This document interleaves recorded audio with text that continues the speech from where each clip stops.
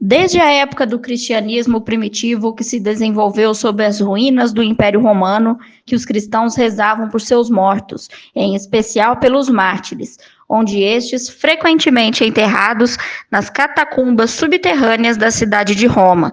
O costume de rezar pelos mortos foi sendo introduzido paulatinamente na liturgia. O principal responsável pela instituição de uma data específica dedicada à alma dos mortos foi o monge beneditino Odilo. Odilo tornou-se abade de Cluny em Borgonha, na França, uma das principais abadias construídas no mundo medieval e responsável por importantes reformas no clero no período da Baixa Idade Média. Em 2 de novembro de 998, Odilo instituiu aos membros de sua abadia, a todos aqueles que seguiam a ordem beneditina, a obrigatoriedade de se rezar pelos mortos. A partir do século XII, essa data popularizou-se em todo o mundo cristão medieval como dia de finados e não apenas no meio clerical. Apesar do processo de secularização e laicização que o mundo ocidental tem passado desde a entrada da modernidade, o dia 2 de novembro ainda é identificado como sendo o dia específico para se meditar e rezar pelos mortos. Milhões de pessoas cumprem o ritual de ir até os cemitérios, levar flores para depositar nas lápides em memória aos que se foram. Outras levam também velas e cumprem os rituais mais tradicionais, como orações e cânticos. O dia de finados, para nós, católicos, é um dia de reflexão e também oração. A igreja, ela tem como obra de misericórdia, aliás, são 14 obras de misericórdia, 7 espirituais e 7 corporais. E a 7ª obra de misericórdia espiritual é que os vivos rezem pelos fiéis falecidos. Então faz parte, da nossa tradição apostólica, nós os vivos rezarmos pelos fiéis falecidos. O mês de novembro sempre foi um mês de oração e dedicação à oração pelos fiéis falecidos. Até porque a nossa vida aqui é uma peregrinação. Daqui deve ser uma vivência de fé e de comunhão com o Senhor, nos preparando para esta que é a certeza universal, que é a morte, que toda criatura um dia irá experimentar. Então, no dia 2 de novembro, a igreja ela comemora os fiéis defuntos. Duas coisas, aquilo que eu expliquei no início, a oração dos vivos pelos mortos e também um dia para que nós meditemos na nossa vida, que é passageira.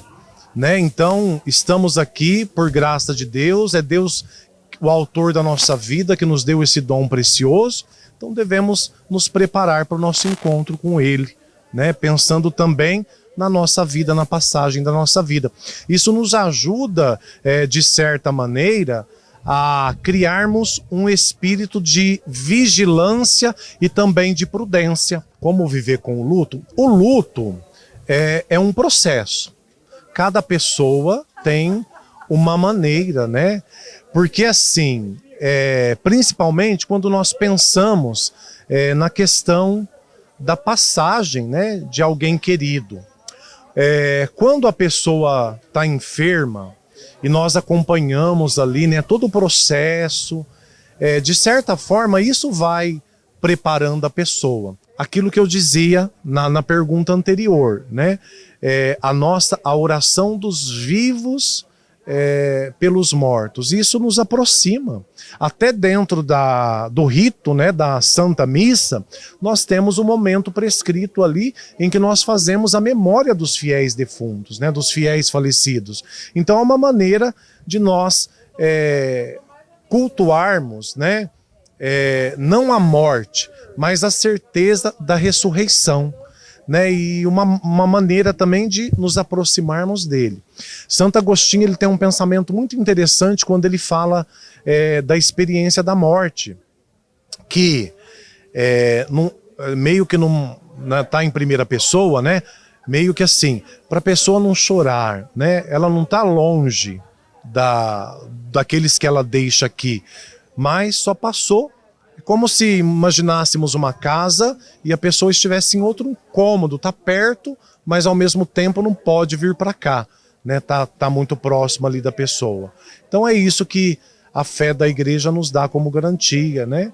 Então a oração ajuda a viver o luto, né? É uma coisa muito bonita, né, que acontece também, que a gente percebe, né, nos velórios, a solidariedade dos amigos da família que é compartilhada e faz com que o sofrimento ele seja ameno. E nesse sentido a importância também a presença, eu acho que da família, dos amigos, por mais que seja uma coisa dura, né? Quando nós presenciamos ali um sepultamento, dali a pouco todo mundo desaparece, né? É uma coisa que choca, por um lado, você vê que a pessoa fica sozinha ali, né? Mas, então a proximidade, a família está próxima. Então é importante a nossa solidariedade, a presença, a amizade, e a família está atenta também. Se nós temos a certeza da morte, uma certeza maior cristã nós temos, que nos leva a viver a esperança, que é a vida eterna, né? Então, que essas pessoas, né, que perderam aí, não perderam, né? Eu costumo dizer nas celebrações de Ezequias, que nós devolvemos ao verdadeiro dono. Nós estamos devolvendo. É agradecer a Deus, né, por a vida daquele pai, daquela mãe, daquele irmão, daquele esposo, daquela esposa, daquele filho.